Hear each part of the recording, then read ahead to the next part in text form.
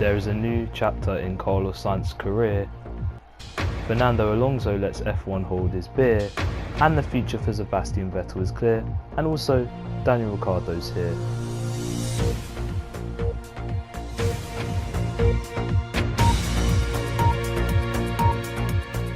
And you can catch that all today on Fastest F1 News.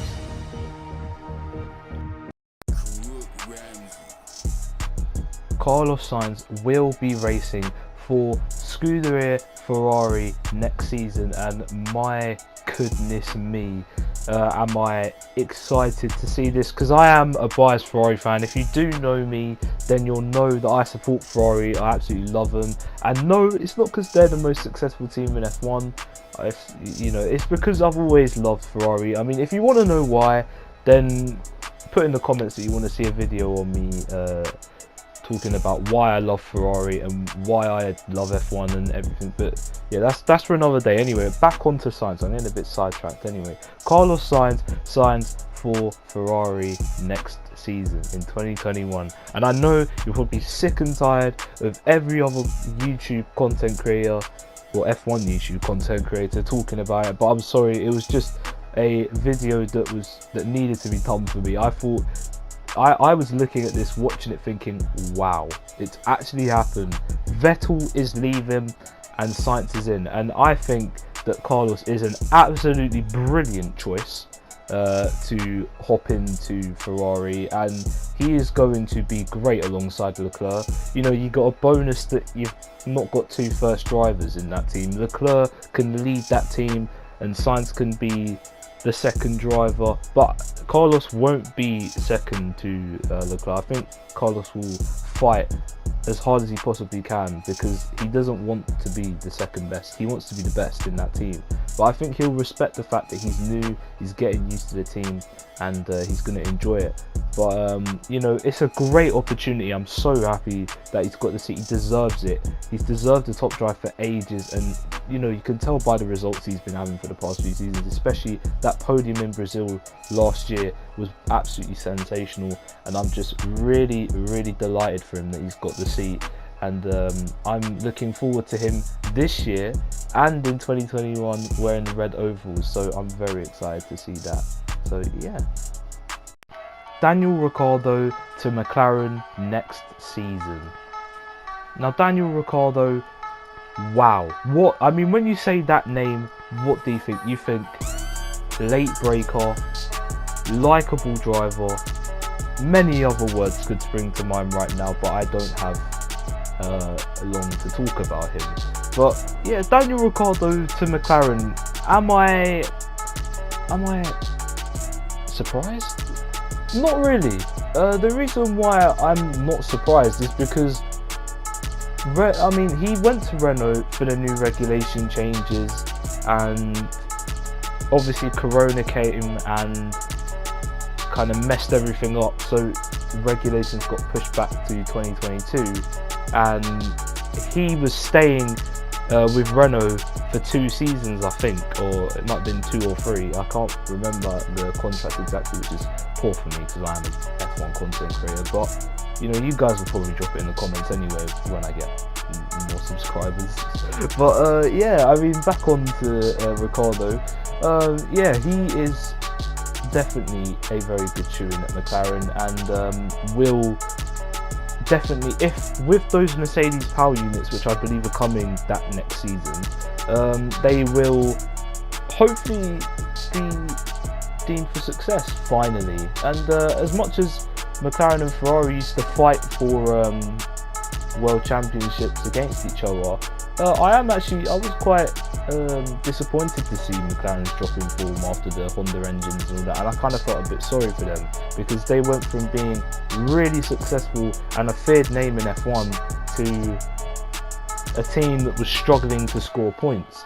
And I think with the addition of Ricciardo, Norris, 2 very strong drivers indeed, I think there is no doubt that Ricciardo will be able to give them wins, podiums. I'd probably say stretch the podiums first, because we don't know where that car's going to be.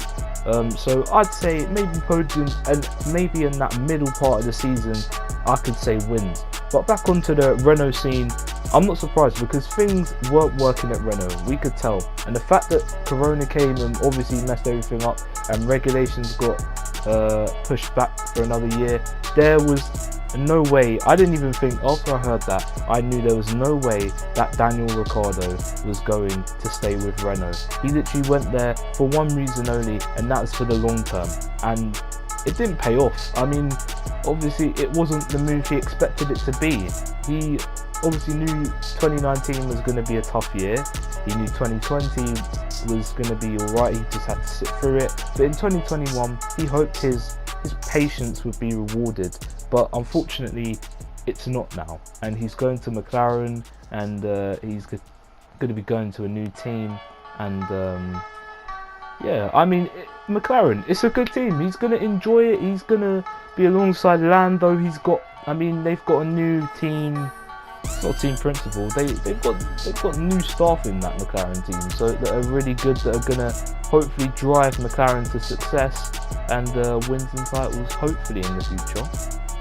But for now, he's got to sit with Renault, sit tight for the rest of the 2020 season, which is not going to be very long. But there are going to be obviously 2 races in certain tracks. Obviously, at the time of me recording this, I have just found out that Silverstone are willing to host 2 races on July, some point in July. I think it's the 26th, something like that, and August 2nd. I might be wrong, correct me if I'm wrong.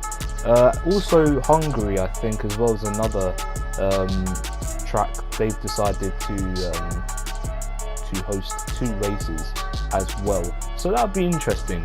But Ricciardo, I'm happy for the guy. I've always liked Daniel Ricciardo. He's one of my favourite F1 drivers, and I want him to win a title. I want him to win a title because I can tell, you know, if you've watched Drive to Survive and all that, I can tell looking at him he wants it. I'm not saying that the others don't, but I can really tell that he really wants it. He's working really hard. Again, not saying that everyone else isn't, but I just want him to win. I can tell he's hungry for it. I can tell he wants it badly, and he's proven that he is driving like a champion. He should be world champion, and I believe again he will be in the future. Will it be with McLaren?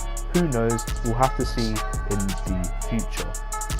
Well, with all of that, what's next for Sebastian Vettel?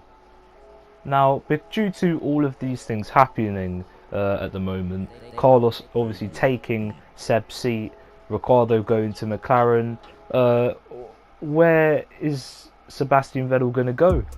I mean, for me, he's got 2 options now. He's not going to go to Renault, he's not staying with Ferrari, so the only other option is Mercedes. And the problem with that is that I think that they will re-sign Bottas, and if they don't, I don't think they'll go for Vettel.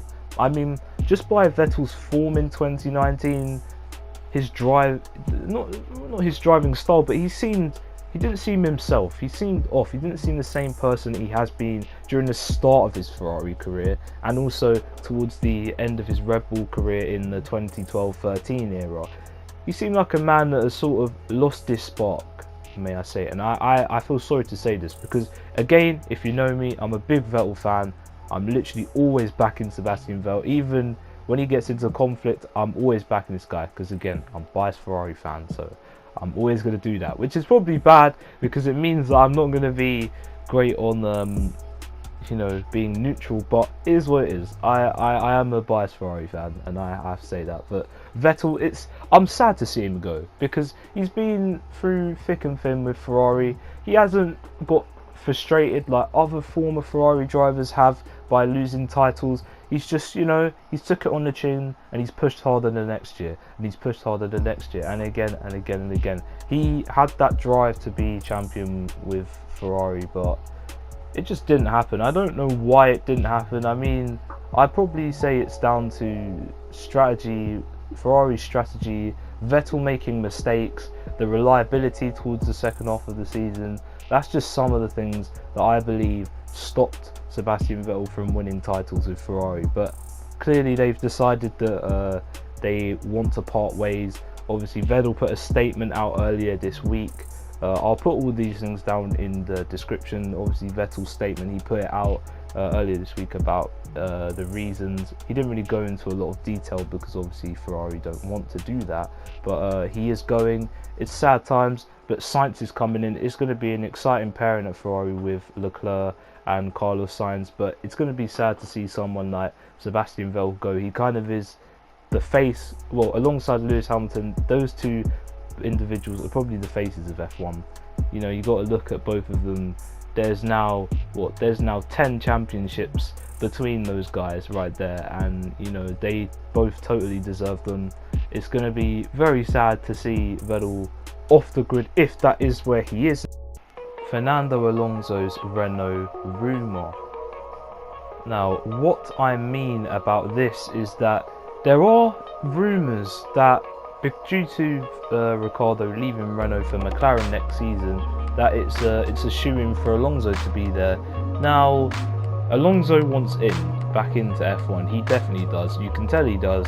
He's been literally, I don't even know, he's been sitting there probably waiting for a seat for this whole season. He's probably been waiting for the silly seasons after this season to see what happens, but he definitely wants to come back in. You can tell he was very impressed with that McLaren's pace, the 2019 McLaren last season, and I think after him testing that car and seeing how competitive McLaren was, he wanted to get back into the sport himself.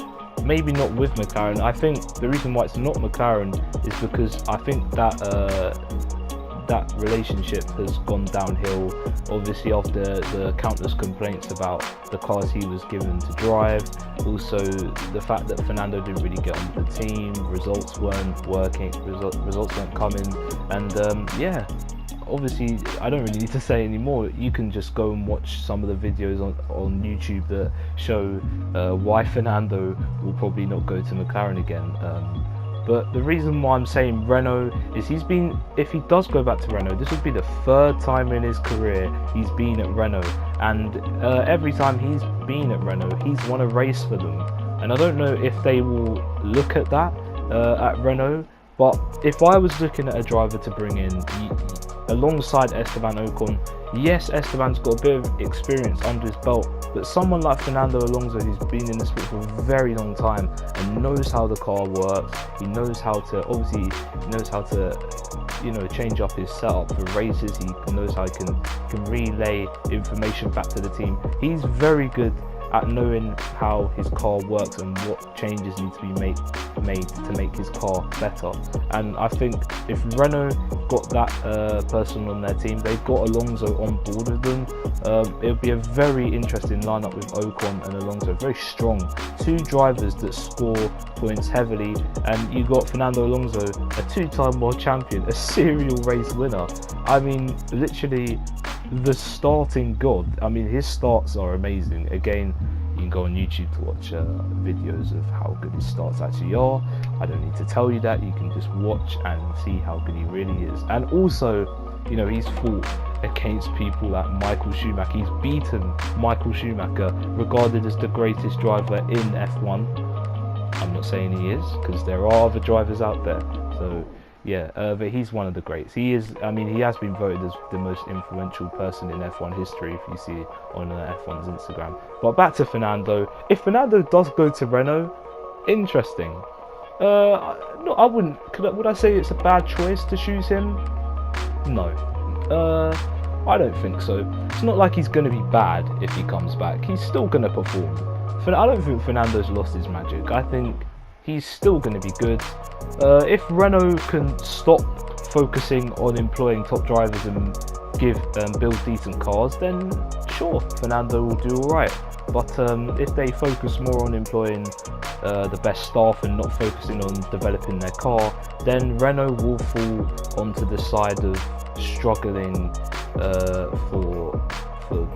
to upgrade the car mid-season. They won't understand their car as well, and it will be a struggle for them. But I think Fernando would be a good choice. Do I think he'll get the seat? Maybe. There are other candidates out there, but it might be Alonso. Yeah. If you haven't followed me on Instagram, please do. It'll be a massive, I'd appreciate it massively. Twitter's also there. and I hope you guys enjoyed. Please smash a like, and I'll see you guys in the next video. Davey on the beat.